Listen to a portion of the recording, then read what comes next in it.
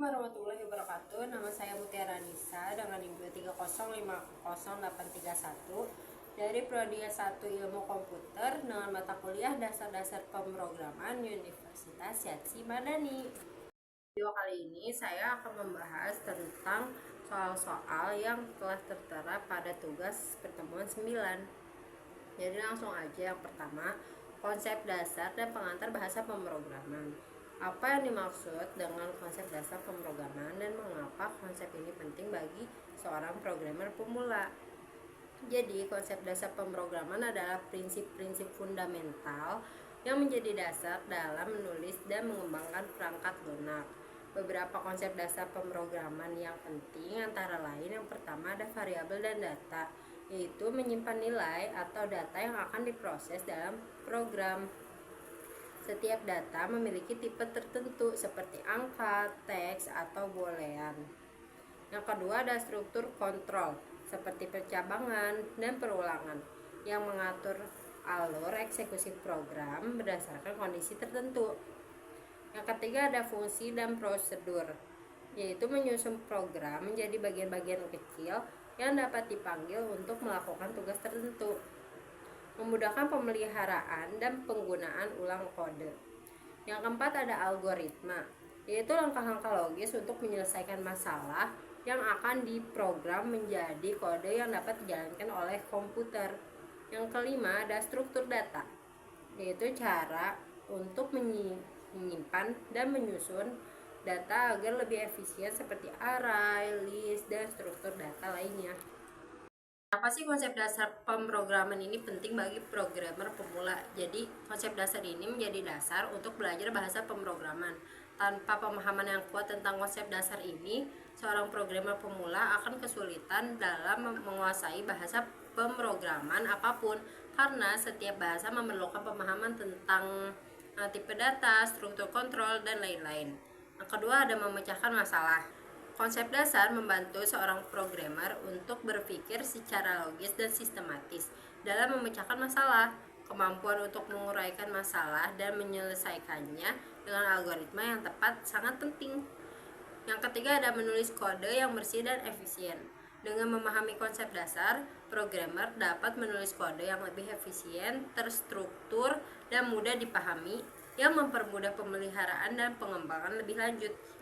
Dan yang terakhir ada mengurangi kesalahan, yaitu pemahaman tentang konsep dasar mengurangi kemungkinan kesalahan dalam program karena programmer pasti tahu bagaimana cara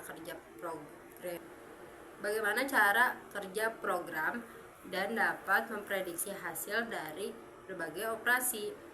Jadi intinya, konsep dasar pemrograman ini memberikan landasan yang kuat bagi seorang programmer pemula untuk berkembang lebih lanjut dalam dunia pengembangan perangkat lunak.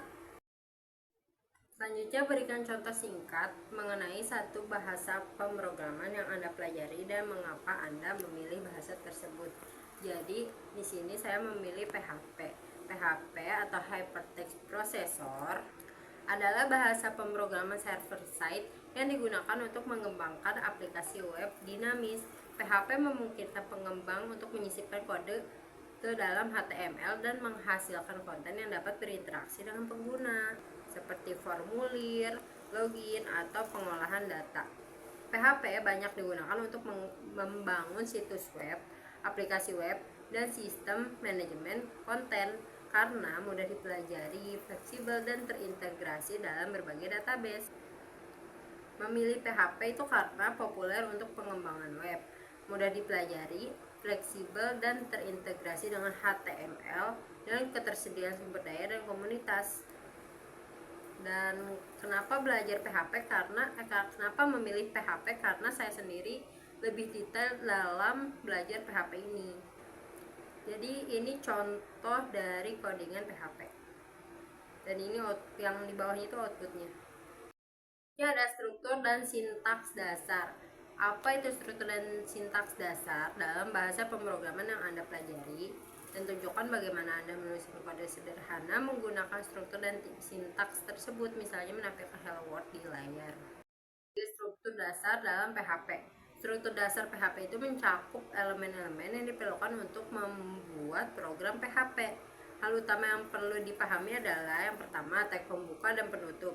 Program PHP dimulai dengan tanda kurang dari, tanda tanya PHP, dan diakhiri dengan tanda tanya lebih dari. Jadi semua kode PHP harus ditulis di antara tag ini. Yang kedua ada komentar. Digunakan untuk memberikan penjelasan dalam kode agar mudah dipahami.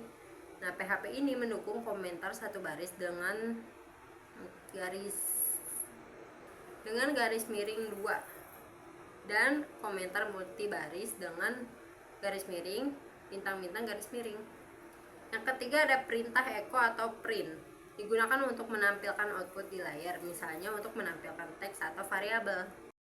Sintaks dasar dalam PHP. Sintaks dalam PHP adalah aturan penulisan kode yang harus diikuti agar kode dapat berjalan dengan benar.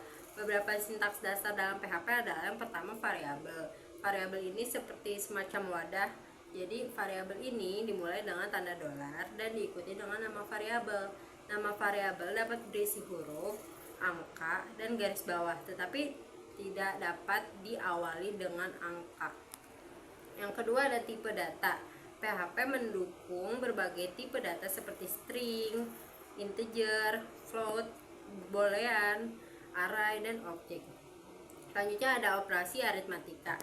PHP mendukung operasi matematika dasar seperti penjumlahan, pengurangan, perkalian, dan pembagian, serta modulus. Modulus itu adalah sisa dari pembagian. Yang keempat ada fungsi. Fungsi didefinisikan dengan kata kunci function, diikuti dengan nama fungsi, parameter. Parameter itu opsional, dan blok kode yang akan dijalankan saat fungsi dipanggil. Jadi ini contoh dari codingan PHP dengan menampilkan hello world pada outputnya. Jadi yang baris pertama itu adalah contoh tag pembuka. Nah, yang baris kedua itu adalah komentar. Baris ketiga itu adalah variabelnya. Variabel ini termasuk sintaks. Yang baris kelima itu komentar juga, dan keenam itu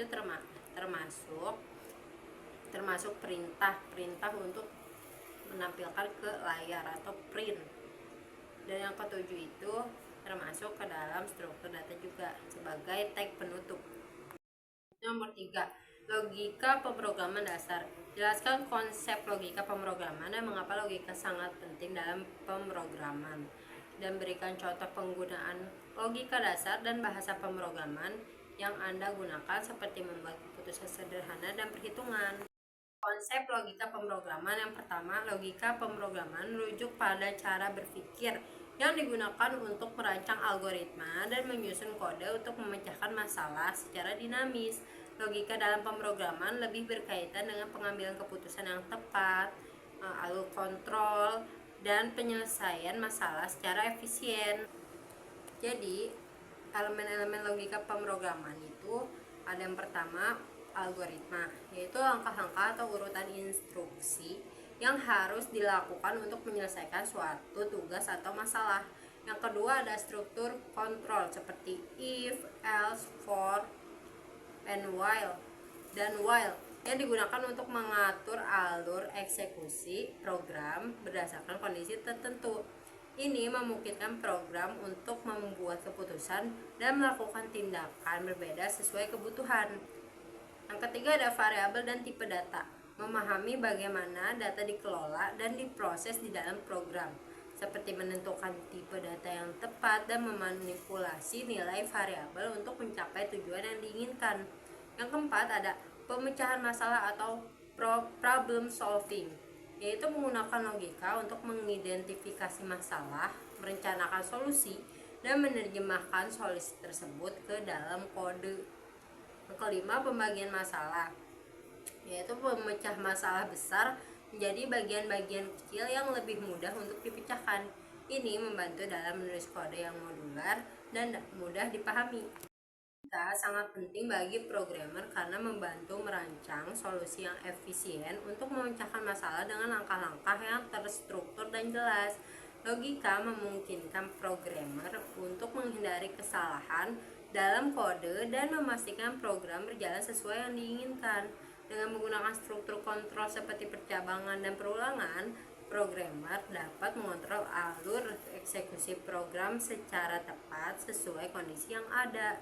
Selain itu, logika juga baik untuk memungkinkan pembuatan kode yang modular, terorganisir, dan efisien, yang pada akhirnya meningkatkan kualitas pemeliharaan perangkat lunak. Ini ada codingan keputusan sederhana untuk menentukan apakah pengguna cukup umur untuk memilih atau belum cukup umur. Jadi, jika umurnya lebih dari 17, itu berarti sama dengan beliau boleh memilih. Tetapi jika belum, berarti belum boleh memilih. Tetapi di sini konteksnya usianya itu 20, tertera pada baris kedua atau variabel usia itu 20, berarti sama dengan lebih dari 17. Jadi intinya atau outputnya itu berarti Anda boleh memilih. Selanjutnya ada codingan perhitungan. Jadi di sini angka 1 tertera 10 dan angka 2 sama dengan 5. Perhitungan penjumlahan yaitu jumlah sama dengan angka 1 plus angka 5. Eko hasil penjumlahan titik 2 dolar jumlah atau variabel jumlah.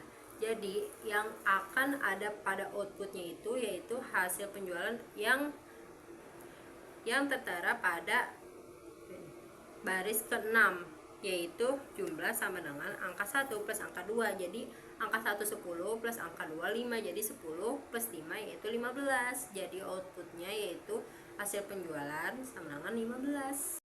Form dan input pengguna. Bagaimana cara membuat form dan mengumpulkan data dari pengguna? Buatlah contoh form sederhana dalam bahasa pemrograman yang Anda pelajari dan jelaskan bagaimana data dari input diproses.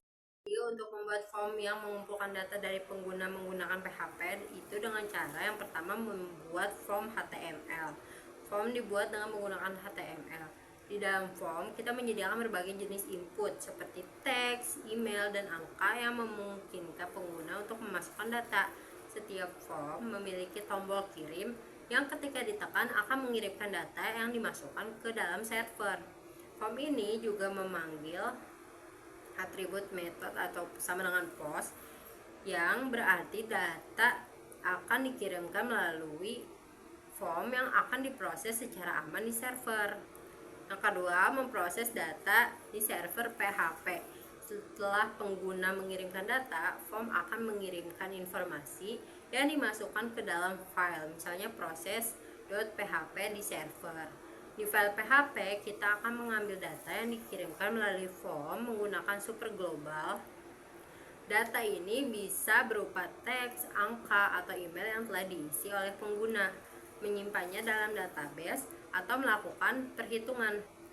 Yang ketiga, mengambil data atau tindakan lanjutan. Setelah data diproses, PHP dapat menampilkan hasilnya di halaman yang sama atau mengarahkan pengguna ke halaman lain untuk melihat hasil atau konfirmasi. Misalnya setelah pengguna mengisi form, server akan mengganti nama atau menampilkan nama, email, dan usia yang dimasukkan. Ini merupakan contoh form sederhana dalam bahasa pemrograman yang telah dipelajari. Yang pertama, membuat form HTML. Di sini di VS Code-nya dituliskan .html agar dia masuk ke dalam HTML. Nah, di sini pengguna harus menginput nama lengkap, nik KTP, dan password. Untuk password tidak bisa kurang dari 6. Harus memiliki 6 karakter. Jadi ditulis seperti pada baris ke-9 sampai ke-13. Nah, pada baris 1 itu ada form action submit.php. Gunanya itu untuk agar ketika output dari latihan 2 HTML ini ketika diinput atau dikirim itu akan terkirim ke dalam submit PHP. Selanjutnya ada submit PHP. Ini untuk output setelah input yang tadi, yang HTML. Ada output latihan 2 HTML, nama lengkap, nik KTP, dan password. ketika pengguna menginput data-datanya dan disubmit, maka akan masuk ke dalam output submit PHP yang tadi dijelaskan. Jadi di dalam submit PHP ini akan tertera data yang diterima, yaitu nama lengkap, yaitu username, nik KTP, dan password. Jadi struktur kontrol adalah bagian penting dalam pemrograman yang memungkinkan kita untuk mengontrol alur eksekusi program. Dengan struktur kontrol, kita dapat membuat keputusan, mengulangi eksekusi bagian kode, atau mengarahkan alur eksekusi ke dalam kondisi tertentu. Maksudnya berdasarkan kondisi tertentu. Seperti contoh, yang pertama ada struktur kontrol if else. Ini digunakan ketika membuat keputusan berdasarkan kondisi yang diberikan. Jika kondisi dalam if bernilai true, maka kode dalam blok if akan dijalankan. Tetapi jika tidak, maka kode dalam blok else lah yang akan dijalankan. Contohnya seperti ini, pada inputnya yaitu usia sama dengan 18. Jika atau if usia lebih dari 17, maka bisa memilih, dan jika tidak, maka belum cukup umur untuk memilih. Karena usianya ini 18, maka outputnya yaitu boleh memilih, Anda boleh memilih. Selanjutnya struktur kontrol switch case. Switch case ini digunakan untuk memilih salah satu di antara beberapa kondisi yang berbeda. Ini berguna jika banyak kondisi yang perlu diperiksa dan dibandingkan dengan satu nilai tertentu. Contohnya seperti di sini, yaitu memeriksa hari. Nah, pada variabel ini terdapat hari sama dengan 2. Jadi kita harus mencari atau outputnya itu pasti yang muncul hari yang sama dengan 2 ini. Di sini case 1 itu hari pertama adalah Senin, yaitu hari kerja. Case 2 hari kedua adalah Selasa, hari kerja. Case 3 hari ketiga adalah Rabu, hari kerja. Dan default hari tidak valid. Nah, default ini digunakan ketika tidak ada pilihan antara 1, 2, atau 3. Tetapi karena variabelnya itu sama dengan 2, jadi yang baris ke 8 sampai 9. Jadi outputnya hari kedua adalah Selasa, yaitu hari kerja. Jadi di sini ada keputusan berdasarkan input pengguna. Nah, contoh codingannya itu seperti yang di sebelah kiri. Jika angka lebih dari 0, maka itu angka positif. Jika kurang dari 0, yaitu angka negatif. Tapi jika keduanya atau 0, yaitu angka 0. Nah, outputnya itu akan muncul hanya masukkan angka saja. Tetapi jika ditambahkan atau diinputkan oleh pengguna, misalnya 8, maka karena angka 8 itu lebih dari 0, maka akan muncul output baru, yaitu angka positif. Jika misalnya -1 berarti angka negatif, dan jika 0 itu berarti yang akan muncul adalah angka 0. Perulangan ini bisa disebut dengan looping. Dalam pemrograman adalah proses di mana sebuah bagian kode dieksekusi berulang kali berdasarkan kondisi tertentu. Perulangan memungkinkan kita untuk mengeksekusi kode yang sama beberapa kali tanpa menulis ulang kode tersebut. Dalam pemrograman, perulangan digunakan untuk memproses data secara otomatis, menghemat waktu, dan mengurangi risiko kesalahan manusia. Jenis-jenis perulangan dalam pemrograman yaitu for loop, while loop, dan do while loop. Nah, for loop ini digunakan ketika jumlah iterasi yang sudah diketahui atau ditentukan sebelumnya. Misalnya, kita ingin mengulangi satu proses sebanyak 10 kali. Nah, kalau while loop itu digunakan ketika kita tidak tahu berapa kali perulangan harus dilakukan, tetapi kita ingin perulangan terus terjadi selama suatu kondisi masih benar. Selanjutnya ada do while loop, mirip dengan while, tetapi perulangan dilakukan minimal sekali sebelum mengecek kondisi, sehingga proses akan selalu dijalankan setidaknya 1 kali. Dimana perulangan membantu dalam pengolahan data. Perulangan ini sangat penting dalam pemrograman, khususnya dalam pengolahan data. Perulangan ini memungkinkan kita untuk mengolah data dalam koleksi.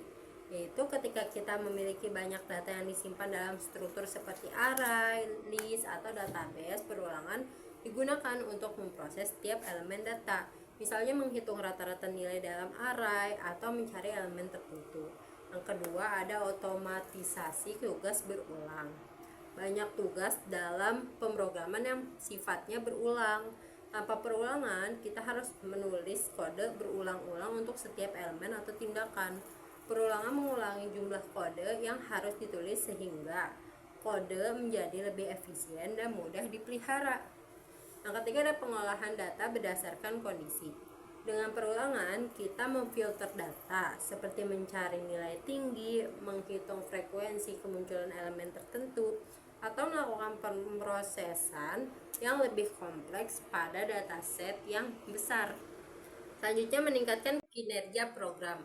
Dalam pengolahan data besar, perulangan memungkinkan kita untuk memproses data satu persatu yang memudahkan pengelolaan memori dan membuat program lebih efisien. Ini contoh codingan untuk mencetak angka 1 hingga 10.